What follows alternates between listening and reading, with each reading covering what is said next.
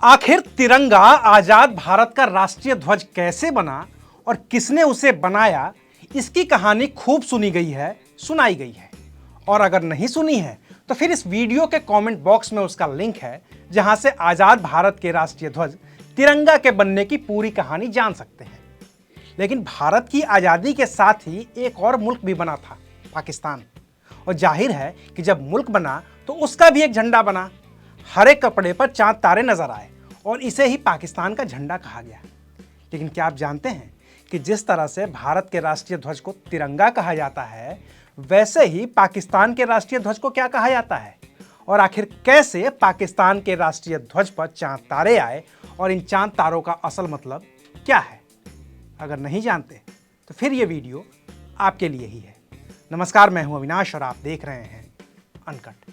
आज बात पाकिस्तानी झंडे की। पाकिस्तान का जो राष्ट्रीय ध्वज है उसे कहते हैं परचमे सितारा व हिलाल। इस झंडे को बनाने वाले हैं सैयद अमीरुद्दीन किदवई और संविधान सभा ने 11 अगस्त 1947 को परचमे सितारा व हिलाल को पाकिस्तान के राष्ट्रीय ध्वज के तौर पर मान्यता दी थी। अब इस झंडे में सिर्फ दो रंग हैं, हरा और सफ़ेद। सफ़ेद रंग की पतली पट्टी है, जबकि हरे रंग की पट्टी चौड़ी है। और हरे रंग की पट्टी के बीच में एक चांद है और एक सितारा है जिसके 5 कोण हैं। ये सब यूं ही नहीं है, इनका एक खास मतलब ही है जिसे शायद ही कोई जानता हो। तो चलिए आपको बताते हैं कि आखिर इसका मतलब क्या है।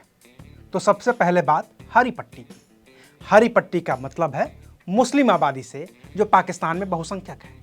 वहीं सफ़ेद पट्टी पाकिस्तान के अल्पसंख्यकों का प्रतिनिधित्व करती है, यानी कि गैर मुस्लिम आबादी के लिए परचमे सितारा और हिलाल में सफ़ेद पट्टी है, जबकि मुस्लिम आबादी के लिए परचमे सितारा और हिलाल में हरी पट्टी है। और जो चांद है वो पूरा चांद नहीं है, बल्कि वो बढ़ता हुआ चांद है, जिसे विकास की निशानी के तौर पर देखा जाता है। वहीं जो सितारा है वो प्रकाश का प्रतीक है, रोशनी का प्रतीक है।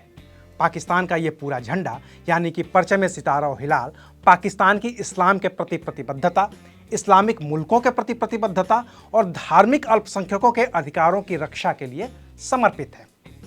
अब पाकिस्तान धार्मिक अल्पसंख्यकों की रक्षा के लिए कितना प्रतिबद्ध है, ये तो बताने की शायद ही किसी को ज़रूरत हो, क्योंकि अगर पाकिस्तान की इस बात में जरा सी भी सच्चाई होती तो फिर वहाँ पर हिंदू अल्पसंख्यकों के साथ वो जुल्म नहीं होता जिसकी कहानियाँ दिल दहला देती हैं। बहरहाल बात पाकिस्तानी झंडे की। तो पाकिस्तान ने जिस परचमे सितारा और हिलाल को अपने राष्ट्रीय ध्वज के तौर पर अपनाया, उसका मुस्लिम लीग के झंडे से भी वास्ता है।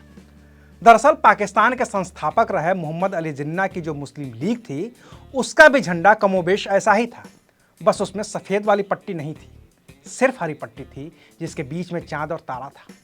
हालांकि भारत के बंटवारे के बाद जब पाकिस्तान भी एक आज़ाद मुल्क बन रहा था, तो वायसराय लॉर्ड माउंटबेटन ने पाकिस्तान के लिए जो झंडा प्रस्तावित किया था, उसमें मुस्लिम लीग के झंडे के साथ ही अंग्रेज़ों के यूनियन जैक को भी जगह दी गई थी।